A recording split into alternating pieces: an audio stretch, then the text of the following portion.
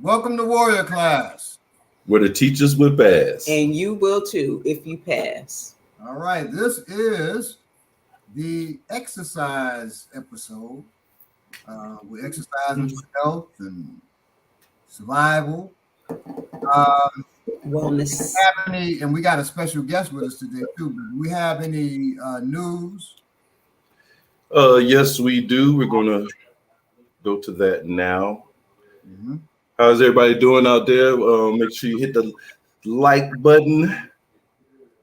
Greetings, you share with your peoples. Let them know we are on today, live once again. And so, in the news, got a couple things. All right. So, one thing I've seen, we know we've been having a onslaught of attacks, random attacks that's been happening this whole month. That you would have to say, we talked about this before, we have to be strategic. All of a sudden, these people are just running up in different places. These European folks. So one I have here, Jason Daxon and his fiance, they were shot by a 61-year-old Wade. How do you pronounce that last name? McEwen. Yeah, McEwen, McEwen in Ackworth. This is everything we've been talking about. Basically, has been here. McEwen in Ackworth. Yeah. So what happened in this thing was basically this was a road rage. They're trying to say it was road rage. Basically, is what they're trying to say that happened. I'm gonna read a little bit of it for you. Give me 1 second to stroll down here. Here we go. So basically the way it's going is it was July the 5th at 12:26 p.m. is when it happened. Basically they got into an argument on the street and the guy pulls out a rifle and just starts unloading. Well, a rifle out of his car. Say that again, Bob. A rifle out of his car. Yeah. I'm trying to stroll down, get the more of the story. Let me see here. Here we go. Boom. Okay. Cherokee County. The family of a 26-year-old man shot multiple times during a road rage incident spoke exclusively to Channel 2. Jason Daxon is a father and a fiance. He was shot by 61-year-old Wade McEwen in Ackworth at the intersection of Highway 92 and Woodstock Road. A Georgia driver is accused of firing multiple shots at another vehicle during what authorities reported a road rage incident on Highway 92. Local deputies said defendant McEwen, 61 years old of Ackworth, shot at least 14 rounds, according to WSB TV. He's accused of blocking victim Jason Daxon, 25, from passing him several times. The 61-year-old then opened fire on the young man, deputy said. Both vehicles were stopped at a traffic light at the intersection of Highway 92 and Woodstock Road when McEwen began firing through his driver's side window. The sheriff officers explained in a press release obtained by the Telegraph of Macon, Georgia. Daxon turned his head in the other direction, but McEwen kept firing, the authorities have alleged. The 25-year-old was shot twice, but managed to pull off the road, according to WSB reports. He remained conscious and alert and was taken to the hospital from there. The television station said he is expected to survive. So he was not killed. Video of the aftermath recorded by WSB showed the victim's vehicle stopped on the highway with the windows shattered from the gunfire. So he wasn't killed. This is another story. I got my stories confused. He was just shot on the highway in a road rage, appears to be road rage. So it's being described as road rage. Right, but described as road. We don't know what happened. Right. We just know he was at a traffic stop and got unloaded on him. when they describe it as road rage, that way you can't claim this a hate crime. Right. And that's the thing. Go ahead, Baba. Excuse me. Well, I say here in Georgia, be careful. Today, guy comes up. By the way, for people who don't know, y'all didn't know in the first place, but people who know me know, I now live in the tree-lined streets myself. Yes. So since I'm living in these tree-lined streets, you think you're safer, but guy comes to the door. I said, "Who's ringing the doorbell?" My back is injured, so I'm struggling to get to the door. I say, "Yes, can I help you?" And he says, "I'm here to take water samples." Now, I live off of water here, right in the back. I'm here to take water samples. I'm like, well, if you're going to take it, he can just walk over to anywhere in this neighborhood. The water goes all through the neighborhood and just scoop up some water. I said, oh, okay. He said, I need to come in and, get some water samples from your house and from outside. I said, no, you're not. Walked off. He didn't know I could see him. He's all angry. I'm like, man, this dude, I don't know what he was on. You can just turn on the faucet. Can't you just turn the faucet on and get some water outside? Jared said, now, if he couldn't, I'd have thrown him my bib key. He could just go to the side of the house, or he can go to McDonald's, turn the thing with the bib key, get water. Jared says, tree-lined streets are only safe relative to some other worse war zone. Exactly. Right. Because that's where the white folks go fool at. That's where some of the worst stuff happened on the. And these tree-lined streets around here, Definitely. I live around police in judges. Yeah. At least here, I know the people that's gonna be after me. I know what they want. They want money. They want stuff like that. People, they might want your skin, Bob. They might want to wear your skin and exactly. No, just kidding. Look, anyway, I wanted to make a comment on that other story if I could. Oh yeah, definitely. Like Baba said, with them describing it as road rage, that helps them not be able to describe it as a hate crime later. Definitely. And also, 14 rounds, doesn't that mean that he reloaded? No, not necessarily. They didn't say what he was firing. Yeah, I thought it was a shotgun. No. So Belay said shotgun at first, and he said it was a rifle. Yeah. Oh, okay. Rifle. Yeah. Okay. So depending on what rifle, that could be, that could be AR-15. You could have a 25-round magazine. It could be anything, So not sure. I'd have to look into it to see what caliber rifle. Probably AR-15. The moral of that story is watch what you're getting into when you're out there. Don't be getting into nothing with nobody, in your car and stuff that ain't a matter of life and death that you don't have to be into. You know what I'm saying? Because you don't know what people out there are willing to do. This next story right here is in Fayetteville. Jay Johnson, 22 years old. Hold on real quick. Thanks for changing the background, Jared. They said Jared Ball wearing the producer hat. Jared came in like producer. Boop, boop, boop. Oh, we're okay. Now by next episode, we're gonna learn how to run our little thing, our intro. We're gonna be running our own intro. I'm gonna give y'all that. We're gonna be doing that. I'm gonna be using the drone and everything. We're gonna get overhead shots. By next episode, we're gonna be drone shooting. Right. So here we go. And we got a drone, y'all. Just so y'all know. Now, Jay Johnson, 22 years old, was in the midst of a severe mental crisis when she was shot 7 times by an officer at Rick Awatsky's Colgate Drive home Friday night. Where is it? What state? Rick Awansky. Yeah, Rick Awansky's Colgate Drive home. Okay, Rick Awansky. So we got to find out who Rick Awansky is. Is that the one with that was her grandfather or whatever? Her grandfather was a white man, and he they called the police. I'm not sure. So you might be right. The grandparents, this is all the Fayetteville Observer, the grandparents of a woman shot and killed by a Fayetteville police officer are disputing the official accounts of the shooting. According to Rick and Maria Awatsky, you said?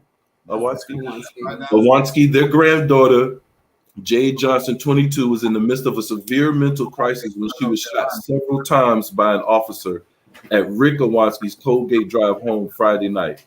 Statements by Assistant Police Chief James Millett, the officers were in harm's way, are not true, Rick Awatsky said.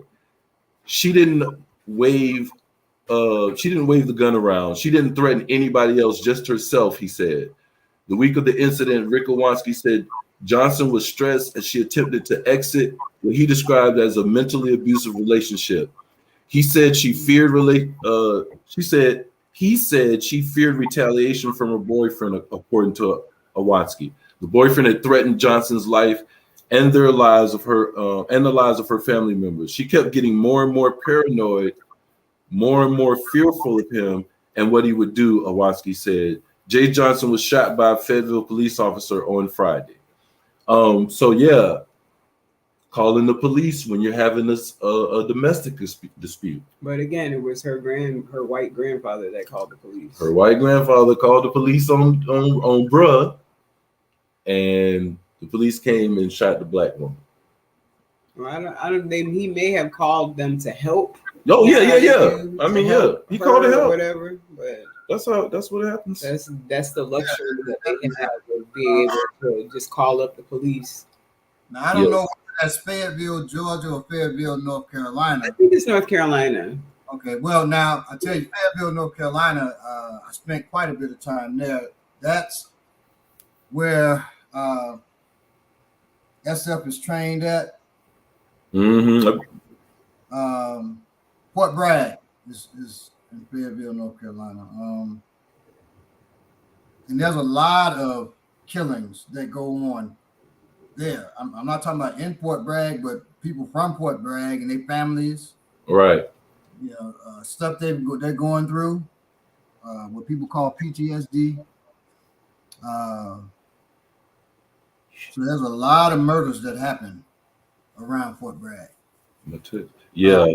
One of our comrades, you know, both our comrades, husband and wife, they live out there. Okay. Bateen. That's where they live. Yeah, they live out in okay. All right, what about you? We got one more, Bobby, real quick. All right. Well, two quick ones. Last night, my friend of the show, OD Odell, comic extraordinaire, he's exiting my home right now, but he's trying to tell me about an incident that happened last night. Because I see what y'all was talking about. Right, all right. So what was it again? The low loss. The low loss. Yeah. Yeah, man. Something happened at the door. You don't be no security and no cops or police. Right. So a dispute at the door led to a shootout. Black woman dead. We got the footage and everything. I just sent it to you. Oh, you just sent it to me. Instagram. Okay. So he just sent me some incident that happened last night. What I was about to talk about here is something that's, and we'll get to it, man. But this is just crazy.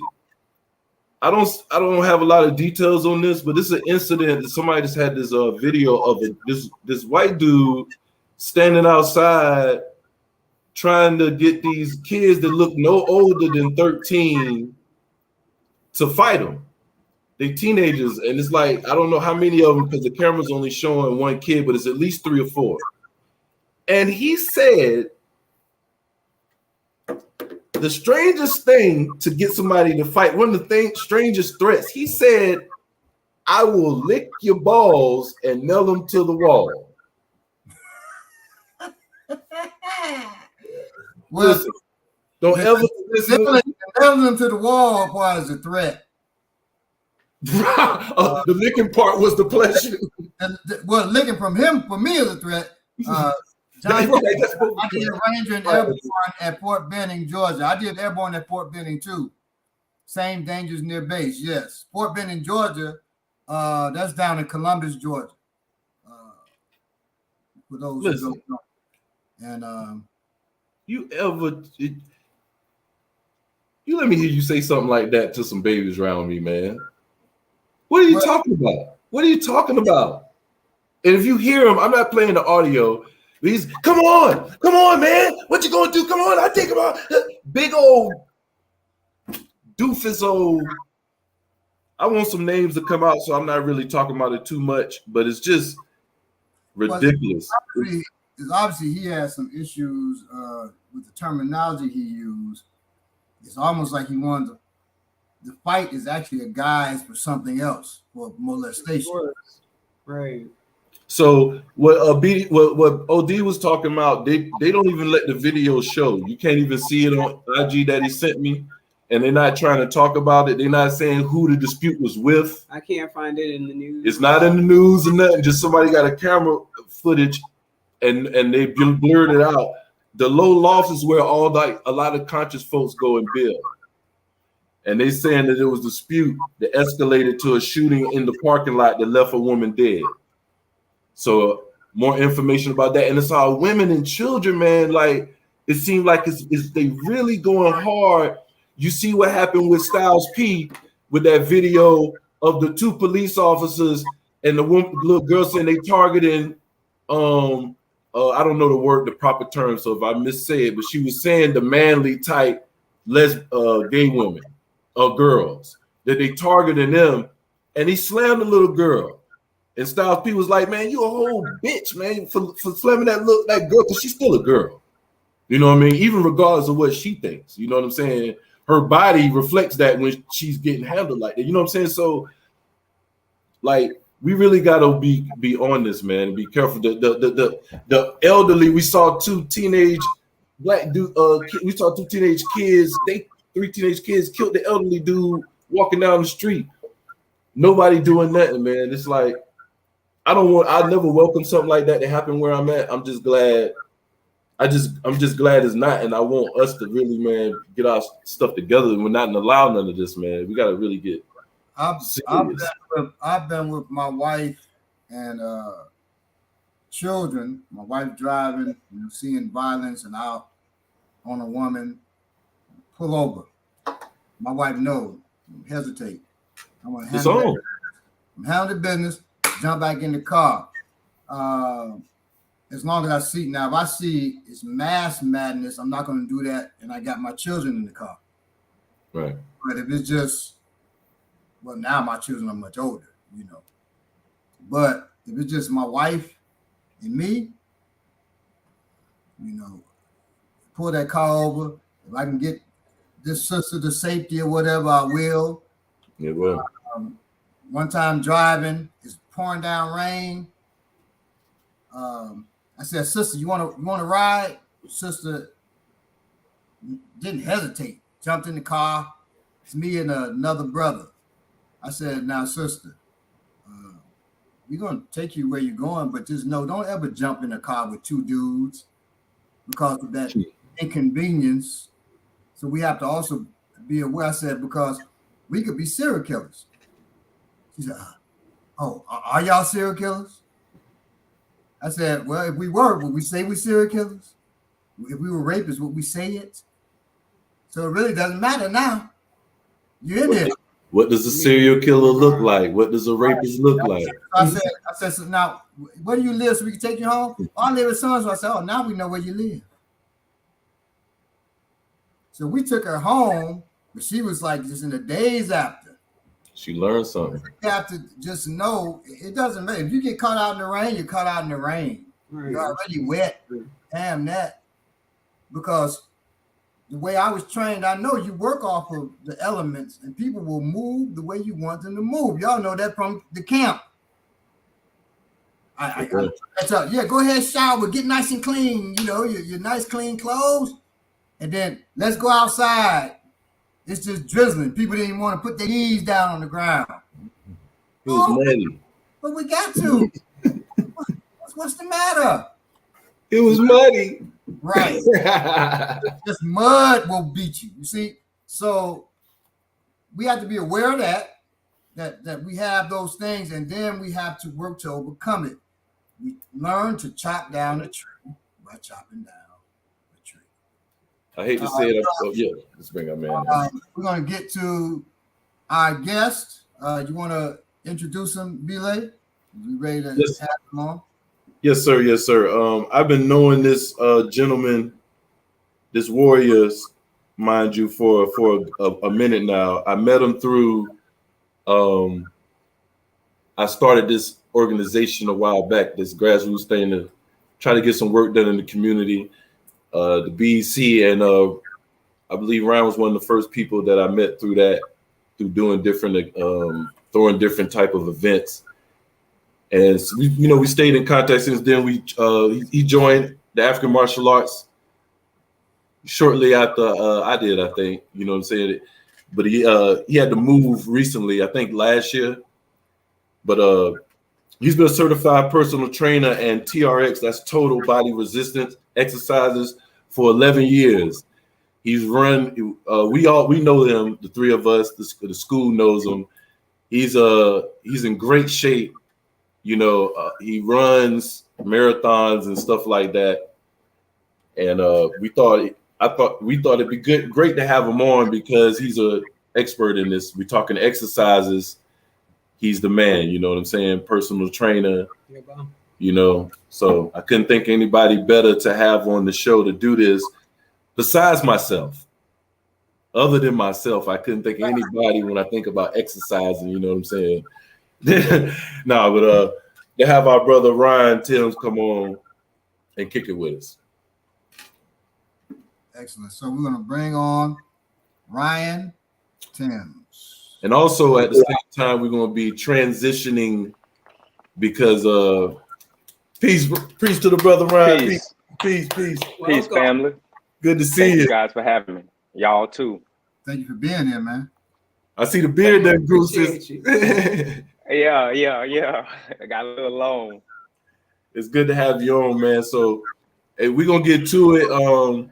If there's anything you want to demonstrate, we got a lot of questions for you. Our audience, I'm sure, are gonna be throwing questions. We're gonna be looking in the chats and making sure we catch any questions they might have as we get to it about the exercise. So everybody, get your workout gear, lace your shoes up.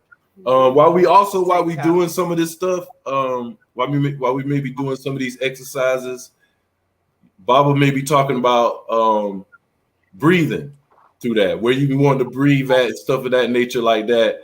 Because just to go back, to our previous shows, the breathing, and the eating, we're gonna throw some of that in through the questioning throughout the show as well. So good to have you on, bro. Thank you. Thank you again. I got a question. How did you get into fitness? It's always been a part of my life. Kind of as a youth, what kept me out of trouble. So my parents put me in the sports they were interested in, and so it was, part of that grind of being a youth athlete. And then around the time I got back home from college, that's when it kind of changed into strictly fitness, because I started to see my family become unhealthy for not, lack of physical fitness. And so I just jumped all in. Before I came to Atlanta, I was already in the fitness thing and moving right along. And that was 2011. Okay. What sports did you do? Yeah, so coming up in high school, I did football, track and field, and cross country. Mm-hmm. And then once I got into college, I went to South Florida, and there I ran cross country and track and field. And I still run to this day. I do like some competitive events a couple of times a year. But I have a equal, I would say, passion for running as well as strength training. I think they both have their place, as it relates to being healthy and being a warrior. No doubt. So how would you break down what exercising actually is? So, it's two ways that I like to look at it. It's either you have anaerobic exercise, which is that's strength training. When you're trying to become strong, is more related to your muscles and quick burst of energy. Or you have aerobic, which is heart health. That's cardio, is the typical word that we use, and that's just walking. That's building energy over time. So if you run a mile every day for let's say 3 months, you're building energy or conditioning over time. Whereas anaerobic, when you're lifting weights or you're doing, there's a popular workout that a lot of people do called HIIT training. That's for anaerobic. That's for quick bursts. And so those are typically the two ways you break it down based on what you're training for. That's when you kind of customize it to be fitting to whatever it is you're trying to do. Now, can you do both anaerobic and aerobic at the same time? Absolutely. And I think like anaerobic is hard. Anybody that has ever tried to do anaerobic is hard. You can't do it for long periods of time. You will see that like the benefits, I'll tell you really quick, of anaerobic training. If you're into having muscular or looking cut, or you're already big and don't want to lose that muscle, you want to stick to more anaerobic training, or in other words, you're not going to be running a whole bunch of miles. And I like to use the comparison of look at a sprinter compared to a distance runner. They both athletes, they both in great shape, but them body types different. And that's because one does more anaerobic work and one does typically all aerobic work. So off of that, let me ask you, Baba, as the expert in being a warrior, which would you say is more important, or would you say you need the balance? You need a balance, but it's more important to be aerobic, to build that over time, because you want that endurance. You know what I mean? I've had some of the most muscular, strongest students break down in a test because the aerobic part is lacking. We see that in the ring too. When all the muscles need all that oxygen, they usually give up. You know what I mean? You gas out. So if you're going to be, when I was growing up, so I ran track, I was a sprinter, right? Had fast twitch muscles and all of that. So you was a sprinter, but I thought you was long distance. No, indeed. So you was, but you had to be fast, don't you? Ha. Please stop fucking. No. I had Olympic times in 200. Yeah, I'll mess about it. I was looked at to do it, and then I screwed that up being revolutionary. I told bother, man. Recruiter from Howard, I said, damn it, I'm not gonna be no monkey jumping when you say jump and all this, right? And so then while I'm at Howard, I got the bug wanting to run again. And when I told him, look, I want to run, I'm sorry for what I did, he said, you know what? We'll let you carry the water and let you sit on the bench for a year, and then we may let you run after that. So you did it? Hell no. Gonna do it. So that was the end of that career, right? But so I had that aerobic part. So I was quick as hell in class and everything. I'm glad. Like my father and stuff would just put it on me a long time, and then I'm just muscles hurting, going into muscle failure. No wonder you got into so many fights, Bob. He said, boy, people hated on you. You light skinned, you dancing, you rapping, you damn. What you light skin, dance, and rap. That's so people want to fight me. Let's go. Then you could run. I mean, he on the track team. You know what I'm saying? He writing. He doing all. He's smart. He can fight. I told my mother during my time we wear these troop suits. I had troop sweatsuits. She's like, boy, they killing people in this troop suit. I said, Ma, I can outfight them, and if I can't outfight them, I can outrun them. And when I told her, she said, okay, well, that's true. All right, then you can go ahead and wear your troop suit. See what I'm saying? You make me sick. All right. So Ryan, We have had a few shows. I'm not sure if Delay shared with you, but we've had a few. This is the last of our 3 shows. The first show we did was on eating. And also the next show was on breathing. During the eating show, we had a little bit of discussion about fasted workouts. So I'd like to get your perspective on that. Should you eat before you work out? Should you not eat before you work out? And why? It's preference. It definitely does work, has worked. It's a popular way to attack things, but it's preference. You know, what may work for me and you may not work for Beeley and Baba. So it's definitely, it's trial and error is of the essence if you're trying to figure out those things. The thing is with fasted workouts, you're going to be hungry. It's more mental. It's definitely mental because you're dealing with that aspect of hunger while you're trying to work out. Typically, once your body gets going and warms up, you can overcome that, but it could be a little bit more difficult starting. Some people throw up, you know, so again, it's trial and error. Some people may have heard of what do you call it? Intermittent fasting. Yeah, and that's a type of dieting. Yeah, that's a type of dieting that, you know, people do to cut to basically get ripped fast. I think the white dude that play Wolverine, when he's in character for that movie, he's on an intermittent fasted diet. And if you look at him, he's cut up. These things are hard to maintain. Let me ask you this. Excuse me, I didn't mean to cut you. No, you good, bro. So what about the thing like, is there so anaerobic exercise? I'm lifting weights. Yeah. Is there this thing I always heard like you got to eat 30 minutes after you work out, lift weights, or you're not going to get any benefits of it and all that stuff? What about that talk? There's a window to maximize the protein intake because the muscles are depleted, and so, you know, they're broken down, and you're trying to put nourishment in the muscles immediately after you work out. So it's most effective to do that in the window. Some people say 30 minutes, some say 45. So so if for vegans, then what would they do if a vegan is trying to put on muscle in that window?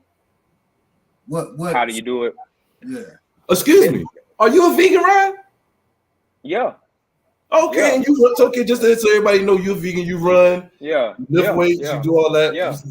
And y'all can't see because he got on a regular shirt, but Ryan is very Wolverine. He's very Wolverine-ish. He's very Wolverine-ish, ladies and gentlemen. Go ahead. Yeah. But yeah, that's a myth in my opinion. One thing is I don't train for how I look. I train to be, you know, for heart health and to keep somebody up off of me, strength. Your body will react to how you train. That's number one. That's warrior training, y'all. If you're out here counting macros and you're a vegan, yeah, it's possible, man. Like I could put you a 1,600 calorie shake after your workout, 80 grams of protein, 100 carbs. It's all there, but the way, you know, I'm at a point personally where that's not life for me. I can't eat like that. I eat when I'm hungry. And that's my like how we were talking about do fasted workouts, work and stuff like that. I've tried this on my body and it works for me. I don't care about getting big. I just want to be able to defend myself and be able to, you know, like I say, I got this little quote from some trainer years ago. I don't got show muscles. I got go muscles. I could use them if I need them. Yeah, bro.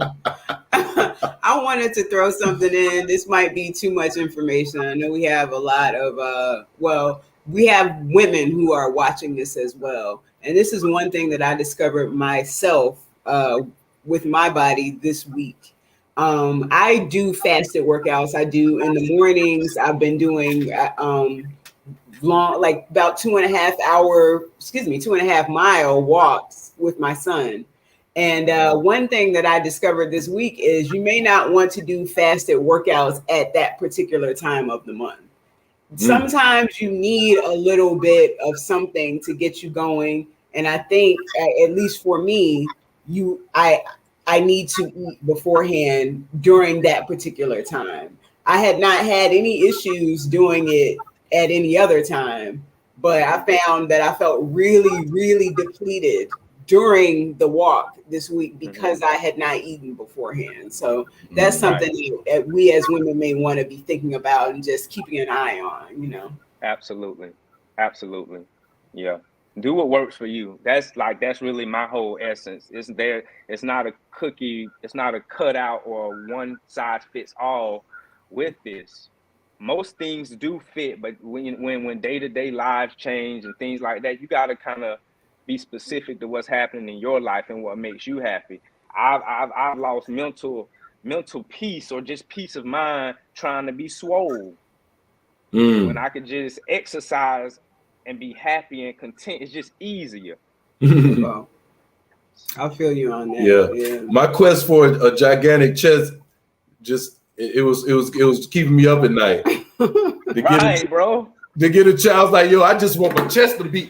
It was killing me. I was like, you know what, man? God damn. I'm just hey, maybe I ain't genetically supposed to have. Just like, you know, how they say God ain't give some people certain things because they know how they act. Maybe I just maybe Lord knew how I'd be walking around if I had that. So all you had to do was ask me. All you had to do was ask me, and I'd have showed you.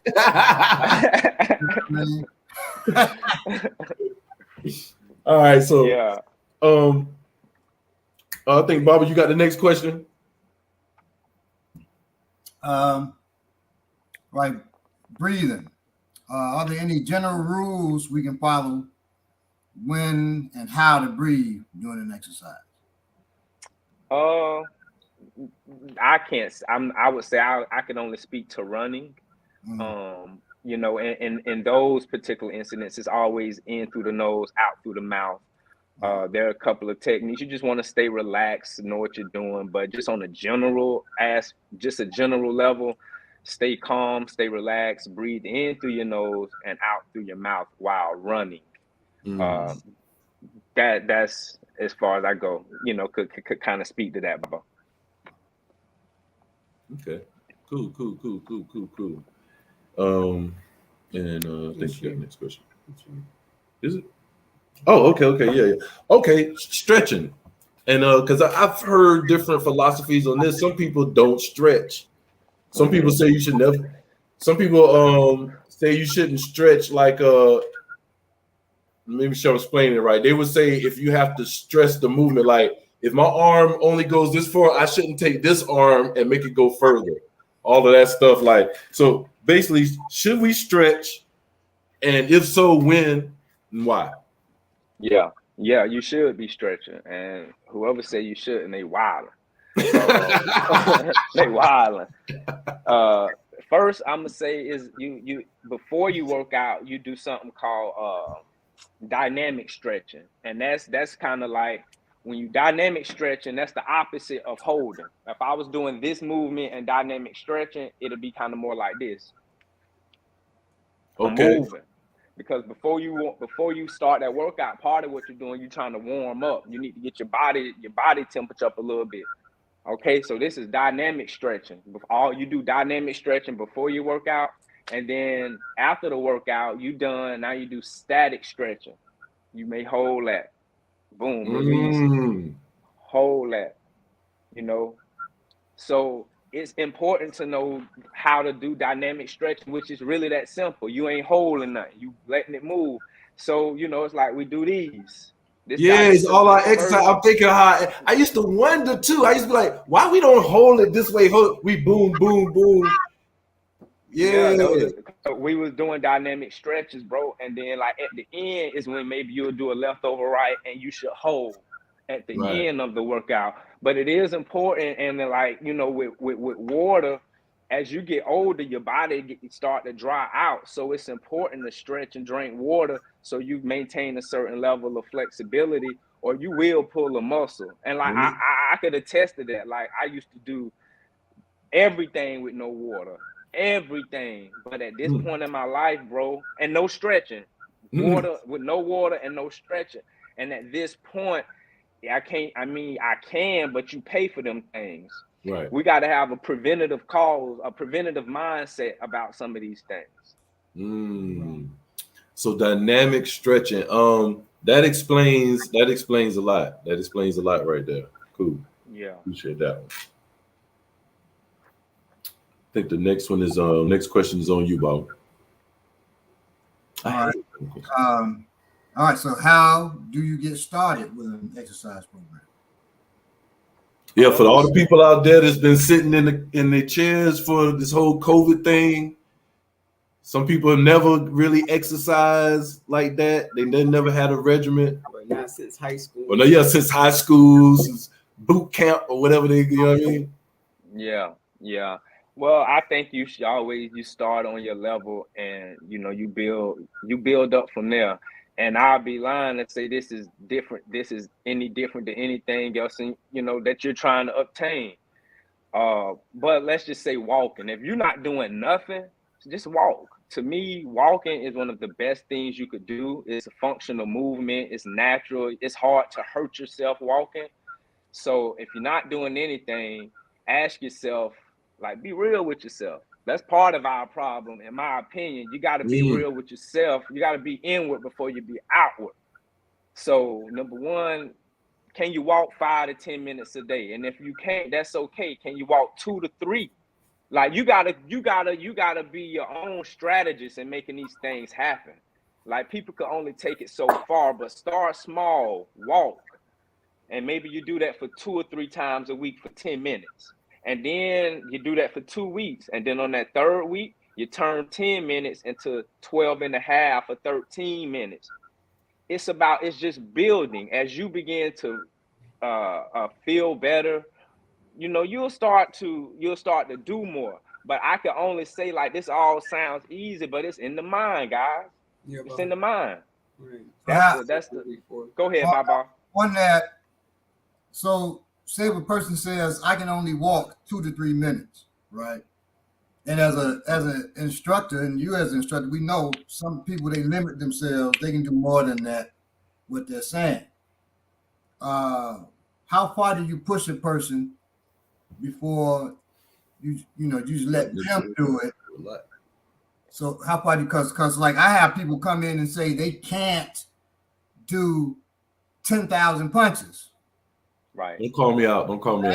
I had a group of 10,000. That's impossible. Don't call me out, Baba. Don't call me out like that. All of my assistant instructors and instructors, when I was back home in Chicago, we get up every morning for years and did 10,000 punches. Now you're gonna shame us. Working on any technique. Now you're gonna make us look bad. We weak. You see what I'm saying? Chicago was strong. We weak. 10,030 minutes. Well, down here, I mean, y'all okay? Y'all can do 4,000 before y'all.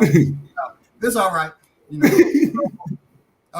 but a student to tell me they can only do 500 punches. Right. I think you're at least can pump out if you push to 3,000-4,000. Mm-hmm. Yeah, I think that, like, number one, like based on our experience, we kind of could look at people and kind of have a gauge on what they may or may not be able to do. But to those people, when I'm encountering these people, I'm definitely gonna try to at least get a few more. If I see it that you can do it, that this ain't even you ain't even sweating like that. You ain't even like, nah. I'm gonna try to push it a little bit more.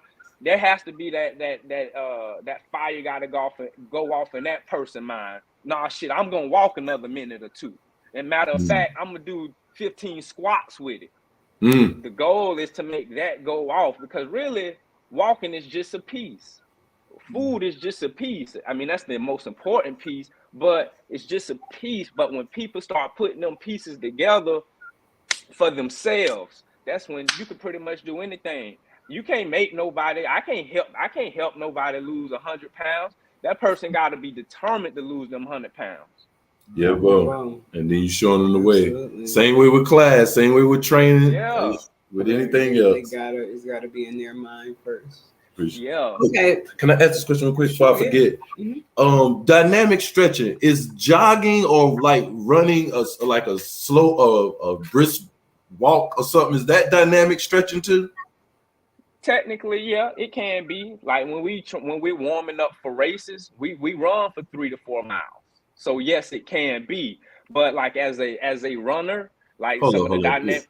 This man just Okay. said when he's running, hold up, you run 3 to 4 miles to warm up to run? Yes.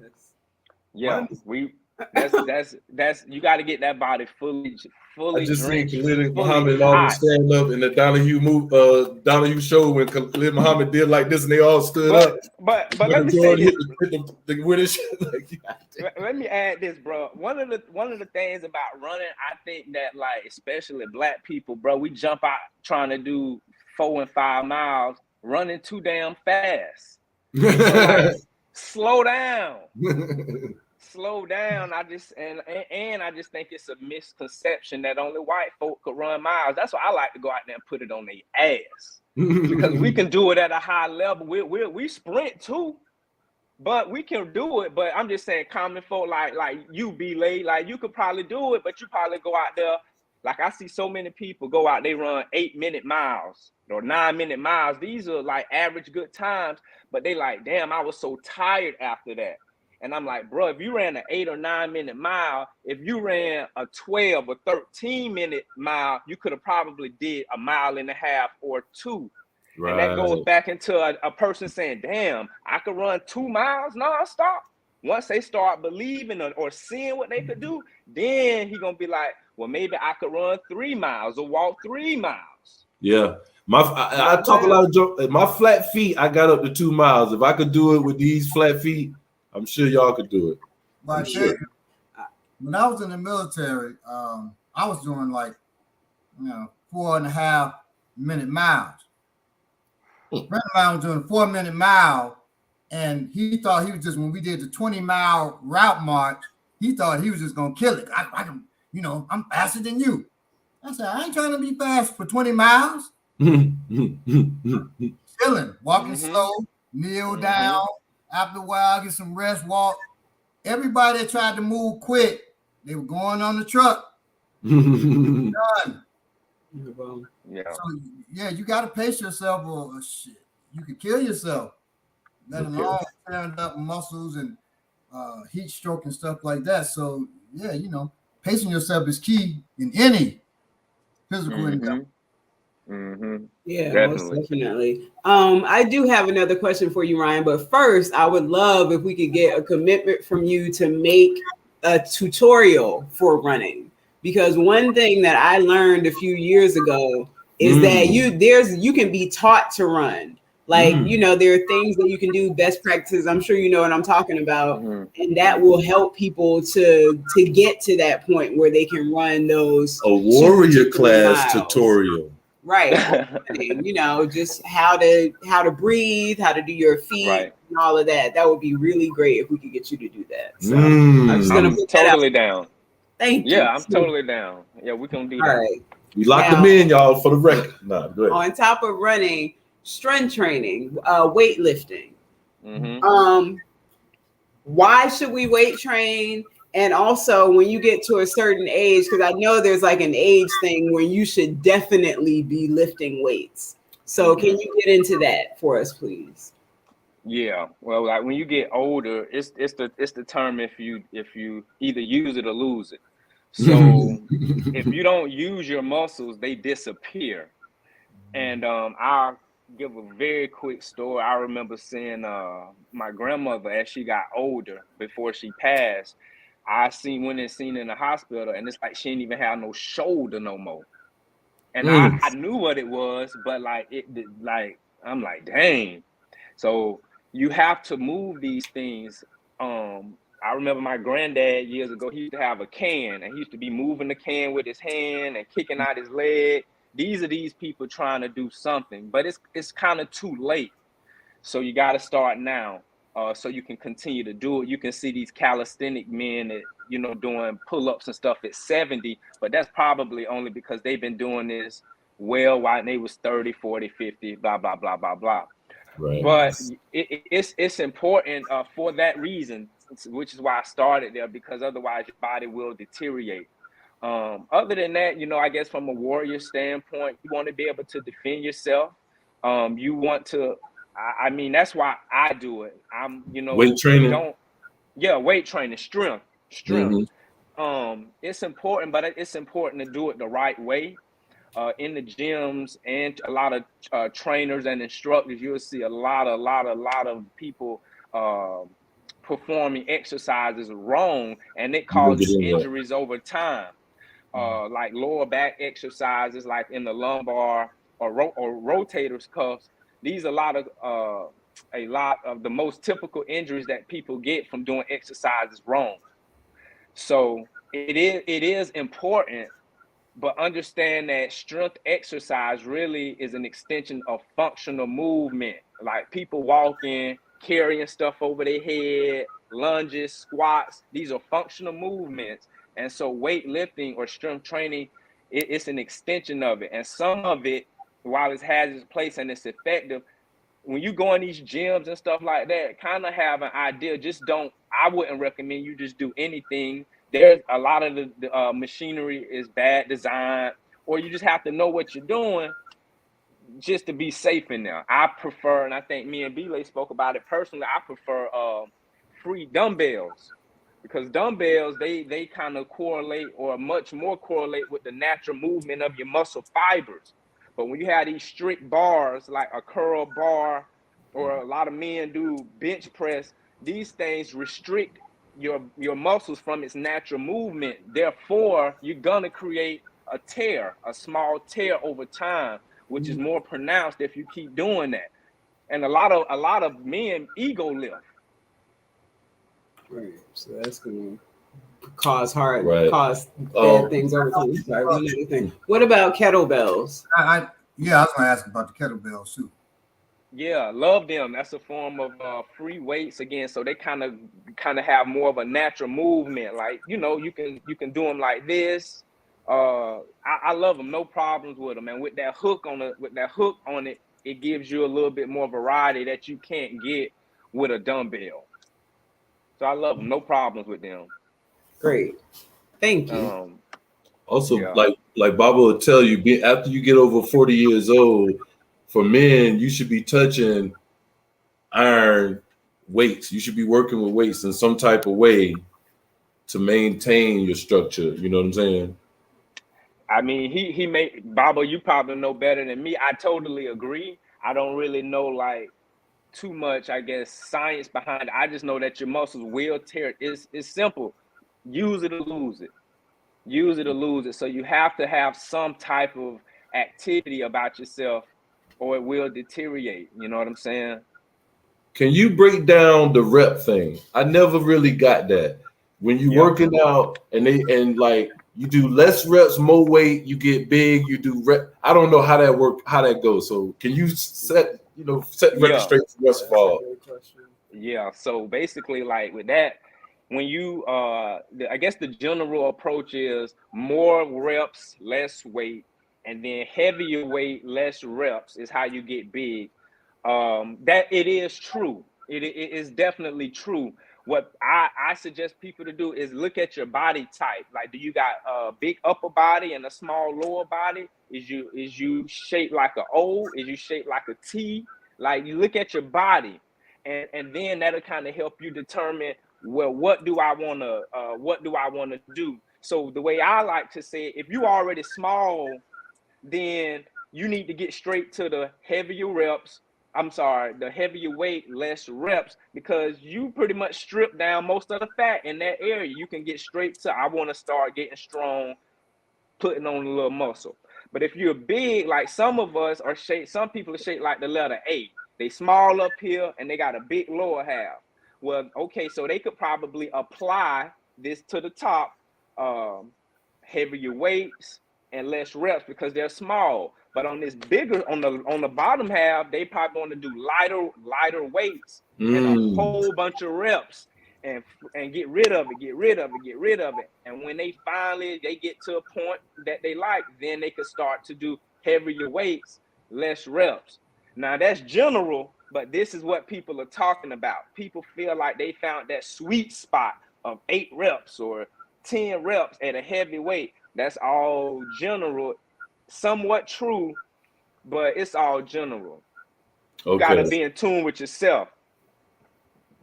Copy that. And me personally, I like to say when I'm doing strength training, I do it all, bro. Like I'm doing heavy weights, heavy as many reps as I can. So I'm doing away with the concept of doing heavy weights for a little bit of reps. If I could only do, like, for an example, if my heaviest is 50 pounds, I'm gonna do them 50 pounds as many times as I can. Then I may cut to 35 pounds and go as many times. See, I go to exhaustion. So I just, that sounds it's a kind of different level. warriorish. I'm going to exhaustion. That's I don't the like thing all this, that I don't like all this tough talk making me feel like I need to work out harder. Somebody in the chat, Smooth Rebel said, what? No. Somebody else has, Yipper99 said, do machine weights work? I can never feel anything. Yeah, they do, but I would say if you're not feeling anything with machine weights, isolate the muscle first before you go to that machine weight. Maybe include that at the end of your workout. Maybe your first two movements need to isolate it. So, for an example, if you're trying to isolate you're trying to really get that machine to work. There's a machine that works your chest like this. Mm-hmm. What I would do if I was you, I would start my workout maybe with some chest flies. Because with a chest fly, whether you laying back or you doing it on the cables, it hits your chest fibers only. That means it ain't no shoulders involved. It ain't no triceps involved. It's pounding out your chest. If you can get you one or two exercises where you pound out your chest, then kind of flow into your workout. Now at the end, do this right here, and I bet you it's effective at that time. Exhaust that muscle. Isolate it first. Yeah, well, he needs to show, don't he? I see him on the headphones talking to people in the Zoom on one of them bicycles. You know what I'm saying? Yo, I know the question that people really want to ask that they ain't gonna ask, so I'm gonna ask it for them. Yeah, it ain't got nothing to do with none of this stuff, none of our questions. I'm just gonna jump in real quick because we only got a few more questions before we show some stuff.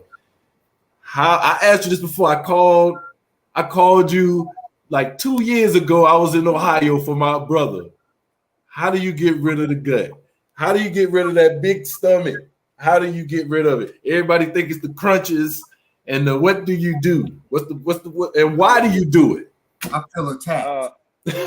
Hold up, Bob. I've been feeling attacked this whole time. We talking about when you get old and old. Ryan been throwing shots at us the whole time, Bob. We got to let him go. Hey, besides food, which is the most important thing, it's just exercise. And y'all got that show to know about the food. Right, and it's exercise, and to be more specific, it's about burning fat. And the most effective way to burn fat is focusing on your biggest muscles. Your biggest muscles are your legs and your back.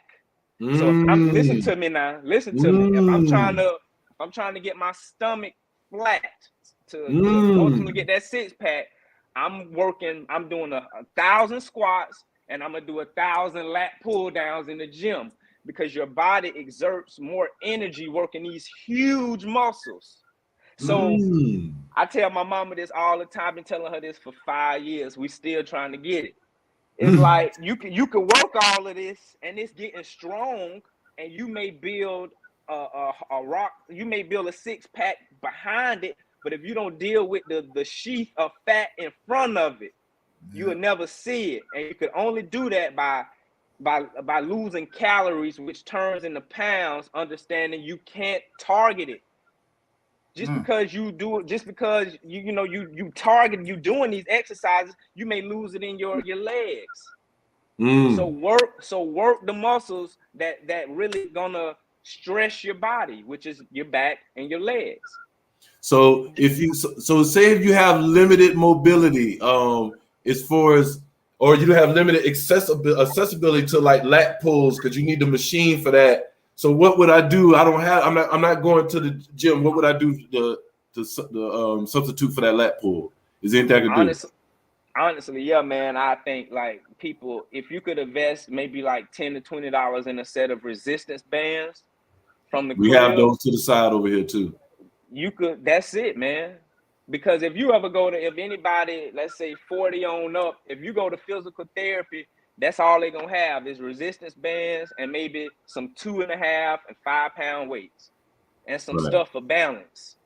So those resistance bands do a lot. you can work your legs, you can work your back.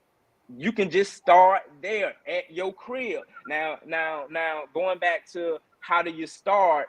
If I was really putting this together for somebody, I would want to see you walking 2 to 3 times a week, unless there's some type of, something that's preventing you from doing that. And I would want to see you do X amount of squats, X amount of times a week, and X amount of back exercises, X amount of times a week. There's no need to do more. You get so excited. A lot of times people get excited. They're finna start this regimen and you bite off more than you could chew. Start small. Yourself. Same with Start diet. small. Yeah. Same way with diet. Good point. Appreciate that, Ryan. Appreciate that. Awesome. Where we at? Let's say okay. So we've got just a few more questions left. I think the next one is on you, Bob. Okay, what are some common mistakes people make when they're exercising? Oh yeah, just bad form. One of them I want to show y'all. I could wait if we need to, but bad form that leads to injuries. I talked about the shoulders for men. A lot of times, but for women, when they focus on growing their glutes, they do these. That's the phenomenon right now, bruh, and they do this exercise where I'm gonna show y'all real quick. I'm gonna try to do it real quick if that's okay. Well, basically, all right. So basically, this the exercise where you standing up, and women they'll get low. They at the cable, and they got this thing hooked on their thing, the cable, and they doing this. And like Baba say, it's doing something, but it ain't working your butt. It's not growing your butt. You supposed to stand up like this, and just naturally standing up, you can do that same movement, and this as far as back as that leg go. That's far as it go. And if you do this alone, you feel your butt clamping up. It get tight. Well, this right here is something about a woman thinking they could get it that much higher, that they doing something. You're not working your butt, and you gonna create an injury. So those are some of the things, amongst other things, when guys do this. This is cool, but why are you coming way up here? It's not natural. With weights in to get the weights from this point to this point, you causing a stress. That right there. So this is effective. This is all your body needs. So it's a lot of those things. We're gonna get. No, go ahead, bro. No. Go, you got it. I was just gonna say, in the end, we got a couple more questions. We're gonna go to like some common things, and you can show through me or through yourself, the proper ways to some basic things to make sure we all got our understanding of things. So we're gonna get to that. I had a question, and this is for me specifically because I don't know what it is, but I hear it all the time. HIITs. I don't know what HIITs is. I know what it's for. I know what they do, but I don't really know what HIITs are. And I know you do HIIT workouts with people.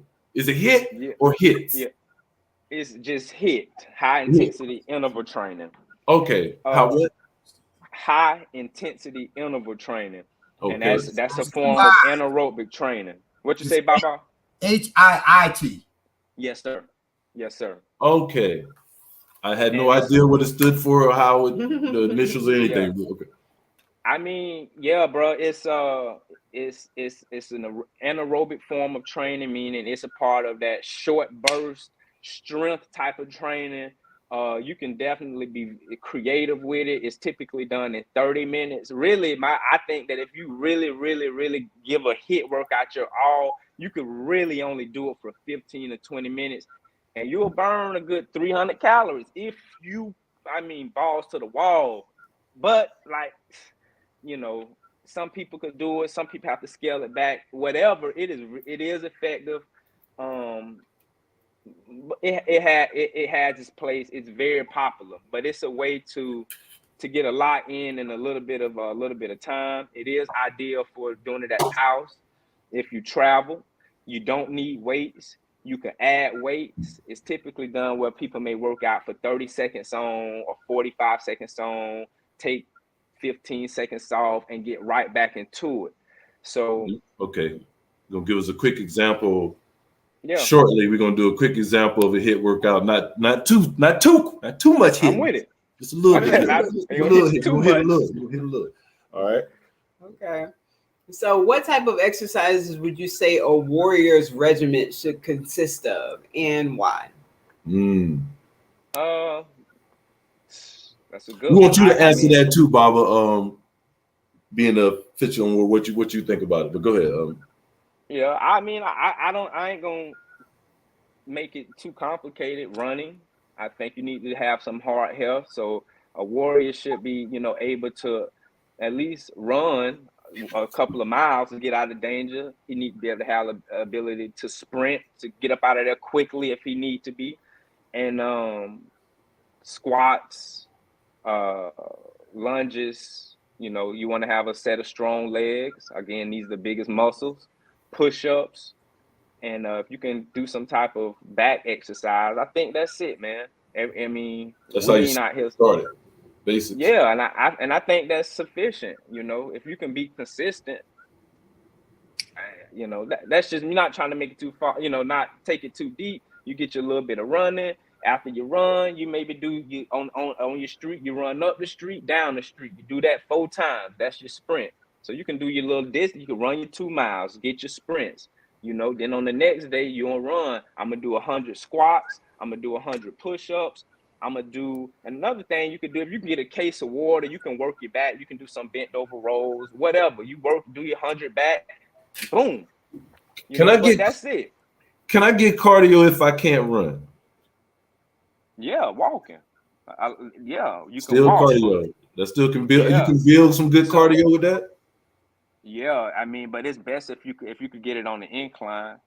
Like these guys that like these bodybuilders, they ain't doing no HIIT and they ain't running no miles because they know if they run miles, they gonna lose that muscle. So they slow grinding on the treadmill for like as high as it could go for like 45, 50 minutes. That's cardio. Again, aerobic builds energy and heart health over time. So it ain't quick. Whereas if you was on that same treadmill running a 9-minute mile, 5 miles, they not gonna do that because they sacrifice their muscle. They do it slow, but same results. Are wall push-ups any good? Are they effective at all if you can't do regular push-ups for some reason? Yeah, definitely. There's many different variations of push-ups, wall push-ups. Yeah, I don't really use them. I like to see somebody do what I call them a mermaid push-up. But yeah. Is that girl push-ups, mermaid push-ups when you cross your legs? Kinda, yeah. See the thing is, you start with your chest on the ground. Hands on the ground, chest on the ground, and you could typically push up. I haven't seen many people that can't do those. And then to get a little creative, sometimes, you try to have fun. I like to put a person on the wall in a squat position, and I'll just lean back in them, and they got to catch that body weight and push me back. It's fun. It gets the heart going, and, it's pretty cool. I mean, it's effective too. Yeah. I ask about that because I'm dealing with a hernia right now. So it's not that I can't do push-ups. I could do them, but I shouldn't. Yeah. You shouldn't. Yeah. Okay. So my fault. This next question is for Bob. We got and then we're gonna get into some stuff. Yeah, so what are the best at-home exercises? So a person can't make it to the gym, or they just introvert, they don't want to be out among them. What's the best at-home exercise? And I guess he kind of answered it a little bit. Yeah, he's done a bunch of Yeah. I mean, again, I'm a proponent of squats. Another one though that I haven't spoke about is jumping jacks. And with jumping jacks, I'll show you guys in a little bit. That can be pretty much modified for people that can't do jumping jacks. Jumping jacks isn't an easy exercise, but if you can do it or any other modifications, it's highly effective because again, it's pretty much a full body exercise. So anytime you could stand up, move your arms and your legs, you own to something with that. I have another Question. What's a good exercise for round? Round fight. That's good. Oh man, hold on, Bob. I actually know one. Burpees. How about that? Yeah. Burpees. It don't got to be the full version. It could be a modified burpee.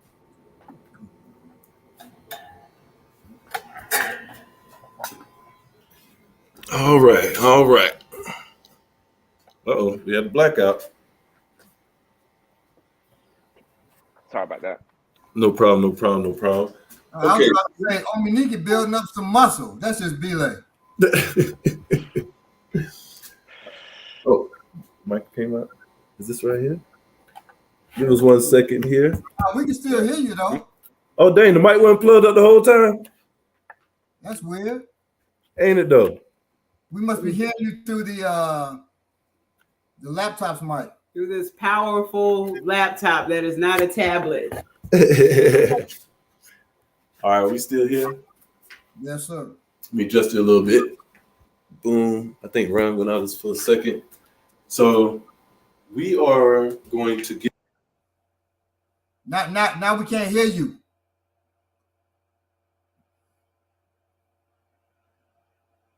And we can't hear you. Well, let's just move. Ryan's gone black. He put up the Black Lives Matter. We give him a second. There you go. My bad. Right. So, real quick, we want to go through some of the basics that you talked about. We can go through common mistakes and we can go through basics. I wanted to start with push-up. So we're going to show, you can show the modified push-up that you were talking about, and I can do the regular push-up or difficult push-up or whatever you got. You can the mermaid push-up. I think the mermaid. You have to slide it back a little bit. Make sure you could. Okay, so boom, with the mermaid push-up, the reason I call it that, if you can see, I'm crossing my ankles. Yep. Hands down. I start on the ground, and then at this point, I just push up. So it ain't really nothing to it. It ain't nothing to it. Okay, I'll do the front version. So when you're doing this, Ryan, my question is, when you're doing this, should your arms go out or should they go in? Hit the elbows. Elbows, yes, sir. You want to try to keep them aligned or slightly outside your shoulders. So, like right now, I guess mine are in. To answer yours, you can't see them. Right. But my hands are turned in right now. Right. That's fine. Turning them out is fine as well. I mean, it's preference, bro. But when I go one way to do it. What you want to do is keep your hips up. So what you don't want to do, if you're doing that variation of a push-up, this ain't no push-up. Standing right here, you got to keep them hips and that butt up. You pushing the chest. So this is a whole crutch. You got to be able to keep that up. Okay. Your hands don't matter. That's I know some people say that when you're doing a push-up, your arm should be going like your elbow should go in versus going out. Well, maybe that's or is that just to target different muscles? That's hitting your triceps more. That would be more of a military or it looks more like a close grip. So I'm doing that now. I'm doing the same thing right now. Okay, so it's a preference. It's a preference thing. That's a variation of a close grip, military, or diamond push-up, which the purpose of those is to target the tricep more than the chest. But your hand, whether it's turned in, out, all that don't matter. Hell, I remember you remember this? I learned this from martial arts. Mm-hmm. Right. You know what I'm saying? Yeah. That's how I got my wrist right. You can do push-ups like that, bro. Right. Yeah, so that part is preference. Okay. So the second exercise that you talked about that was very that you said was good is squats. Absolutely. Oh, you did the mermaid before we go further. We did a mermaid push-up. For the regular push-up, is it we want to do the same thing with just the legs up? Yeah. And the key to it is you doing a mermaid. No, I'm doing a regular push-up now. Right? Yeah. So just like this, and just going down. Yes, and see, I can tell that seems like a regular push-up. It don't seem like you have those elbows in to where you would be trying to intentionally target your triceps. You're just doing a classic push-up and it look good. And people should know that when you're doing a regular push-up, it does hit your triceps really, really, really good as well. But see, like right now when he's doing that, you can clearly tell he's trying to isolate his triceps in that variation. You know? So the two different kinds, what he's talking about. So we got this that I just did, which is tight, elbows in, and then you got right. And everybody should know he could exaggerate that by if he was to do we would call a wide grip. He could get them arms nice and wide and still do a regular push-up, you know. So let me step in. I was doing a wide grip and I could get my arms nice and wide and my legs could be closed, or I could make them, I could be like this too and still hitting them. You know, so now I'm kind of sprawled out like a I don't know, like a star or something. Or I could bring them in, but arms are wide, and this is still hitting right across the chest. You're still getting a little bit of tricep, but there's no way in this position I could isolate my triceps like now. Now I can isolate them. Or when sometimes people do a diamond, they call this a diamond when your hands are touching. That's to isolate them. That's another variation. So, Baba, when do I want to be breathing on these? You want to breathe in when you, let me see.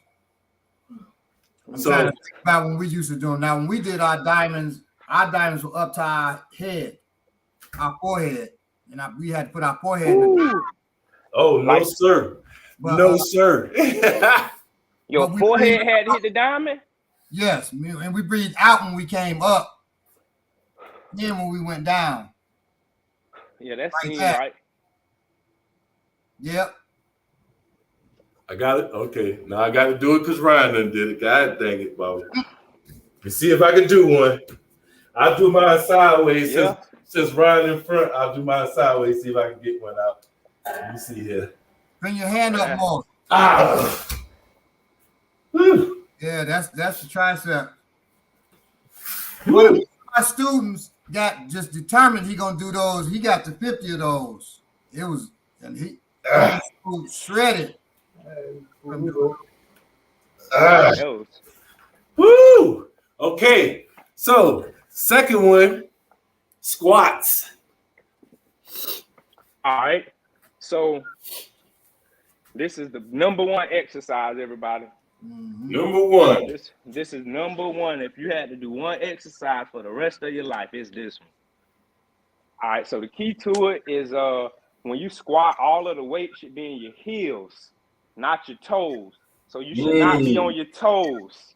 I'm gonna see how close we can get on this. But let me do a quick demonstration of the squat real quick.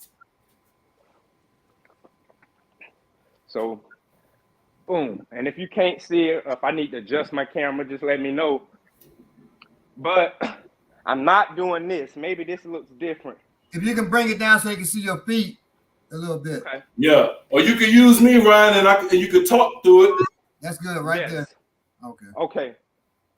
Let me do it a few more times and have you do it. So in this position right here, all the weight is in my heels. If somebody was to push me, I may fall, but I got a better chance of keeping my balance compared to if I did that same squat on my toes. If you push me now, I'm guaranteed to fall. And it's more stress in right on my knees. So the ending movement, it needs to be, that weight needs to be in your heels. This is the safe way so you can squat for a long time. And if you I can't get that push low, my toes. if you can't get that low, that's what the chair for. Start in the chair. Push yourself up. Sit back down. Start in the chair. Push yourself up. You can do this at work. Down. You can do this at work. You can do this while you're on your computer, y'all. While you watching the show. You can do that at any time. But yes, heels. It got to be in your heels. So when I'm looking, a lot of times I'm looking to see if your toe should barely be off the ground. Well, I can look at how B-Lay squatting. His weight is in his heels. Yeah, I wasn't doing that before. I was pushing off my toes. I thought I needed that burst of energy or something. If somebody just blow you while you're on your toes, you're gonna fall. Yes. Right. No, that's crazy. Okay. Do you squeeze when you get to the top of the squat? Is that really something that you should do? If I had a weight, if I had like a weight or something, and I was maybe doing it like this, I would maybe squeeze at the top. You know, if I had like this was a weight, then maybe. But it doesn't really matter. I mean, if you feel like you're getting something from squeezing at the top, it don't hurt. So squeeze at the top. The most important thing is being in your heels rather than your toes. When should I be breathing on this, Baba? Huh? How should I be breathing on this right here? When you come up, breathe out. Yeah. And it feels natural too. Right. Breathe in, down, out, coming up. Question for you, Ryan. Okay, can I do anything with these while I squat? These bands. Anything I can do with these while I'm squatting? Potentially. If you don't worry about scratching.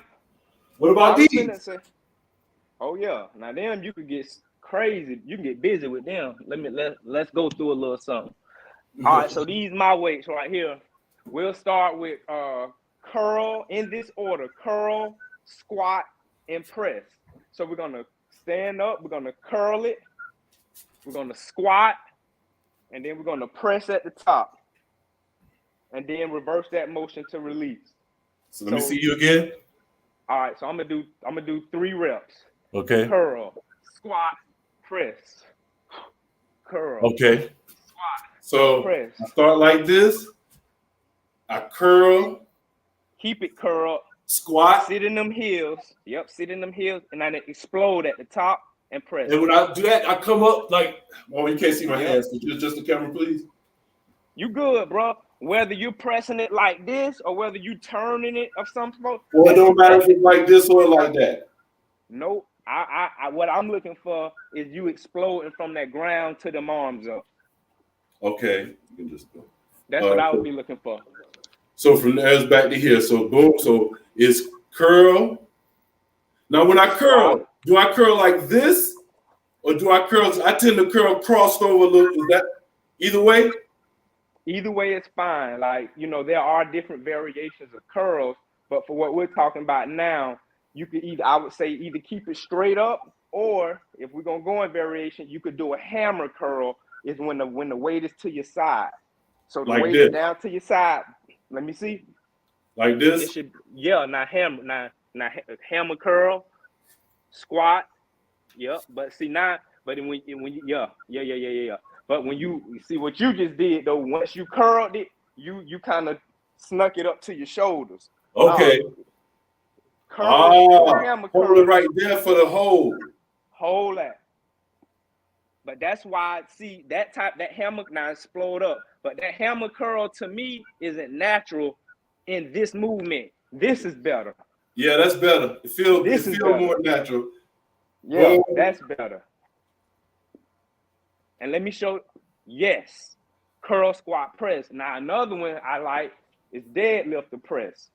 Same thing. Deadlift, now, you know, that's one movement. But then if you deadlift to press, you got to roll that weight up. So it's practicing that explosion. These two things I love doing in HIIT workouts because they're full body. So it would be deadlift, roll that weight up, press, boom, back down. You say roll that weight up. Now, when you roll that weight up, let me see that.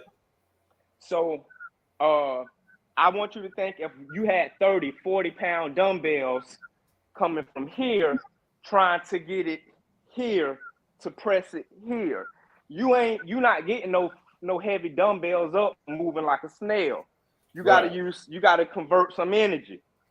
That's why it goes deadlift. From this deadlift, you're loading the energy, and then when you come up, you basically releasing it. Boom, boom. Okay. So from here, I keep my back bent. Let's pause for a minute. Are you comfortable with the deadlift? Do you know how to activate your hamstrings? Because that's the first step. If not, we just need to do a deadlift, just like how we did some squats. So squats work the front and back of your leg, whereas the deadlift works majority of just your hamstring. Okay. Which is fine. And so that's what we're doing right now when we say deadlift to press, which is what you're doing. You got to first activate the deadlift. You should feel that dead going down your hamstring. So how do I make sure I'm doing that from right here? Okay. I like to say, like, think about if you're playing basketball and you boxing somebody out. When you got somebody in the post, when they get them, they take their hips and they push their hips back into them. That's what you're doing to create this activation in your deadlift. You got the weights, but then take your hips, where your hips are, push them back about a couple of inches. So if you look at my hips, kind of right here, and when I get ready to deadlift, my hips are going back. And then when I get ready to stand up, my hips come back in place. Right. So it's right here, and then you kind of exaggerate your hips back a little bit. The only thing is your back your back should be flat, B-Lay. Your back look like it's just you going down. Your back, look at my back. It ain't like that. It's flat. Like right now, as I'm talking to you, my hamstring is on fire. I got them activated. Now your weights, do the weights touch the mat, Ryan, or should they be off the floor? Yes, sir. They should not touch the floor. So when you get the weights, you're gonna pick them up, and the starting position is here. The starting position isn't here; it's here. You feel nothing standing up. So you start here, and you take your hips, you push them hips back, boom, and keep your back flat. That looks better. You touch the weights to the floor, B-Lay. No, sir. No, you should not. Yeah, they ain't bro. Okay, because think about if you was deadlifting 60 pounds, it's no way you got to have some control over that. So let's stop the press part. Just deadlift. It would be this. You see a lot of the guys, they'll have the long bar and they'll have a grip, an over-under grip, and they basically this what they be doing. Now when they have it, and it do hit the ground when you're doing it with a barbell. It do. It be like clink, they stand up, clink, stand up. But with dumbbells, you don't. That's not a thing. When you stand up, are you coming? When you stand up, are you coming forward with your hips a little bit?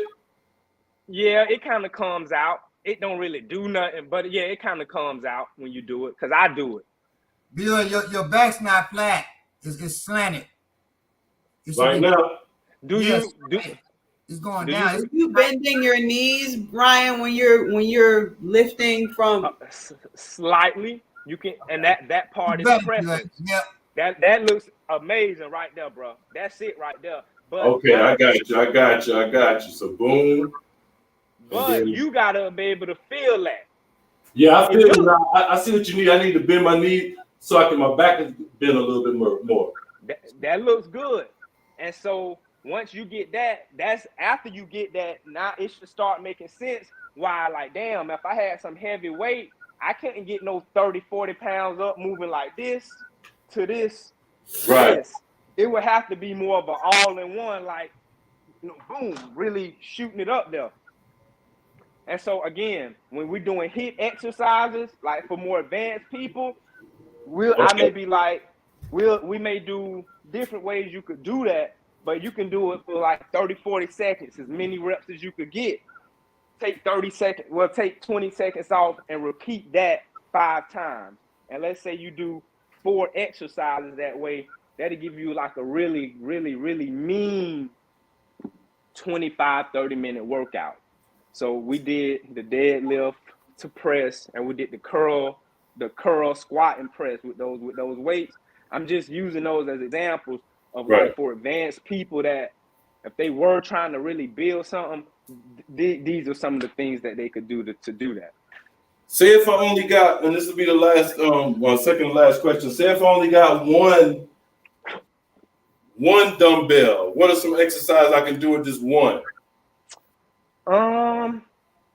We'll say, I mean, there's many because what you call where you could unilateral exercises, so to speak.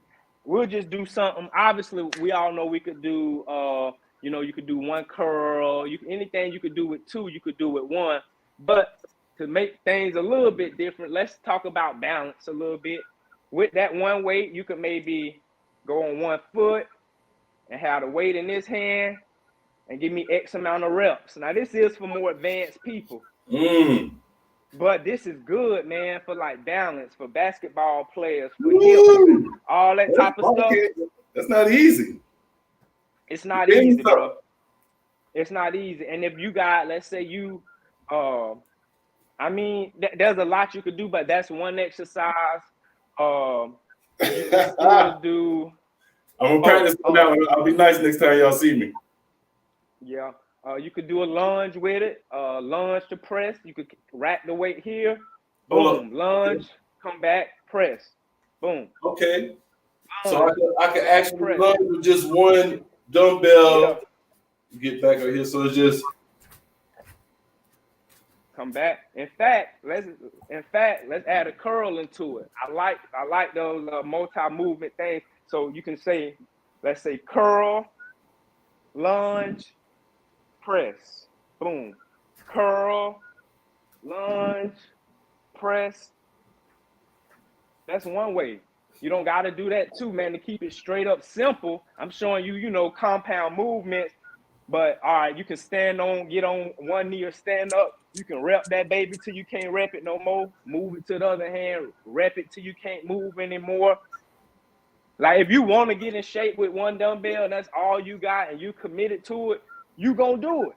You will figure that shit out because that's all I got. I can't afford the gym. Ryan, yes, Courtney asked, what size free weight is recommended for toning versus bulking? Depending on the person. Depending on the person, but like I would say, without knowing anything about you, start with anywhere they have 5, a 5, a 7.5, and a 10. 10 on down should be your starting range, and if you could work that, you need to do the 10s, the 7.5s, the 5, and the 2.5s.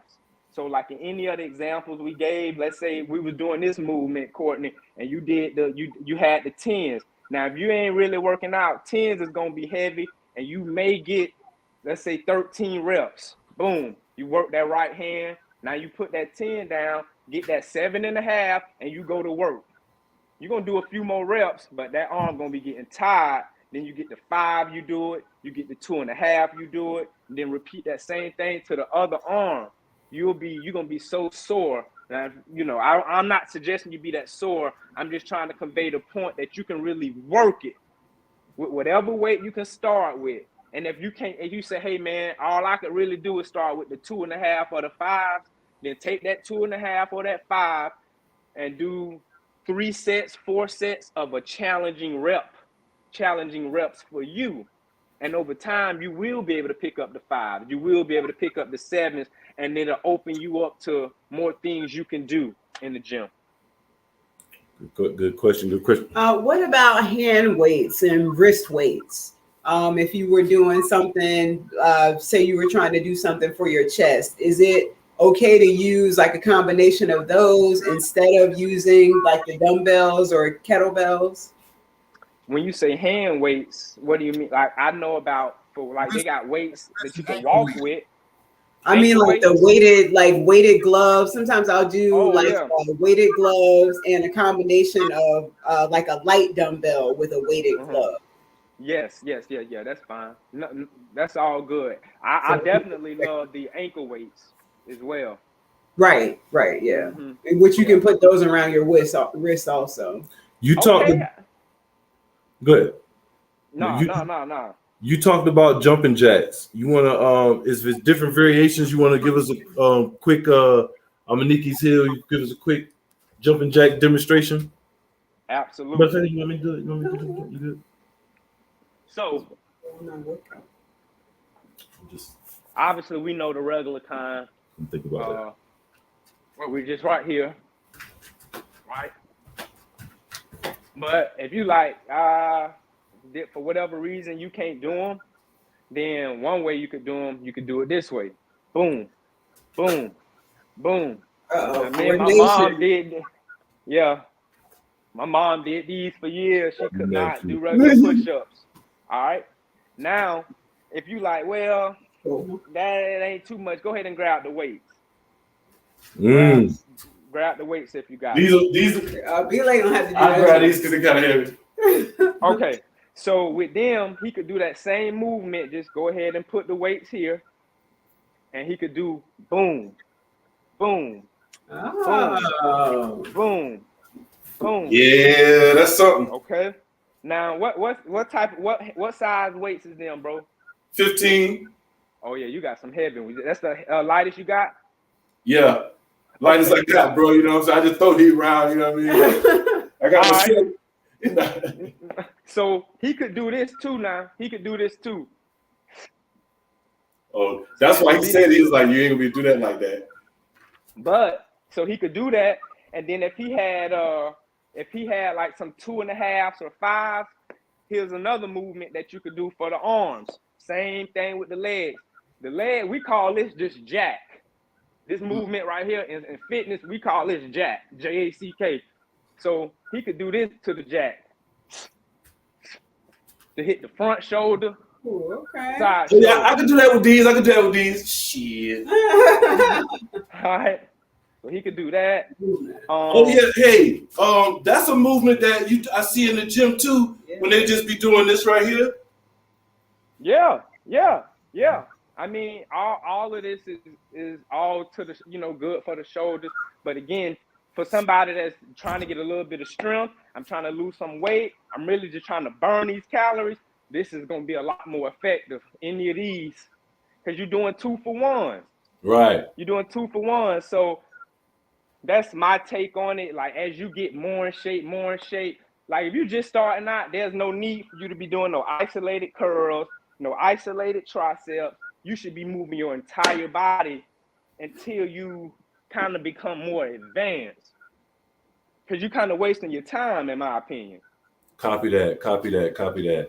All right, so I don't know if we got any more questions in our chat. I do have one question about. I have one. We got questions like these jacks. Questions. Is that something that you should be doing every day? Because you know how it's leg day, arm day. Can you do those every day, or should you be doing it every other day if you're working out regularly? Yeah, I would say, you can. But again, you can be your own trainer, guys. Like, with a little bit of research and a little bit of being in tune with yourself, like your body gonna tell you like what's good and what's not good. You can do it. Where you fit it in, that's up to you and or your trainer, or just how you see fit. Like runners, a lot of like these elite runners or high level runners, they run 30 days in a row. But most people gonna tell you need to take a day off, every week. I'm just trying to drive home the point. It's on you. You start with something small. That work from you. You're gonna have a thought. You're gonna adjust something, add something, and it becomes your thing. It becomes your thing. Like, I may have a warm-up routine for a year. That's my thing. Don't mean that's the only way to do it, but it's what I do.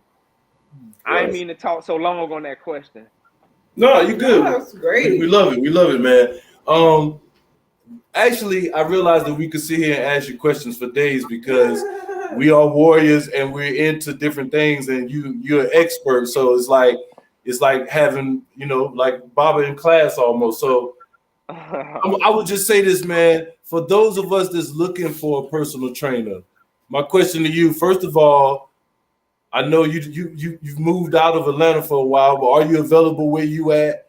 And how do you find, what are some of the things you look for in looking for a good trainer? How do you spot him out? How you know if he good or not? She good or not? That's a good one, man. I'll say this. There's only one trainer that I off the dome would ever even, two trainers that I would even recommend. One is in Jacksonville. The other guy, I'm not sure where he's at, but he was based out of Atlanta. I think that you should want to get with somebody that has a knowledge, that has knowledge of food just as much as exercise. I know this conversation isn't so much about it, but a lot of trainers don't know about food, and I just think that that's the prerequisite to health and losing weight. I think that losing weight is a byproduct of getting your health in order. So in picking a trainer, I would be looking for somebody that can assist me with just becoming a healthier person. That's it, man. Most of the people do know exercises. It ain't no lack of that. It's about, can people really convert you in the kitchen mostly? And then can people, yeah, and they don't gotta be holistic. Listen, I don't tell people to be vegan. You don't gotta be vegan to achieve these goals. Now you gotta be mostly plant-based if health is your thing.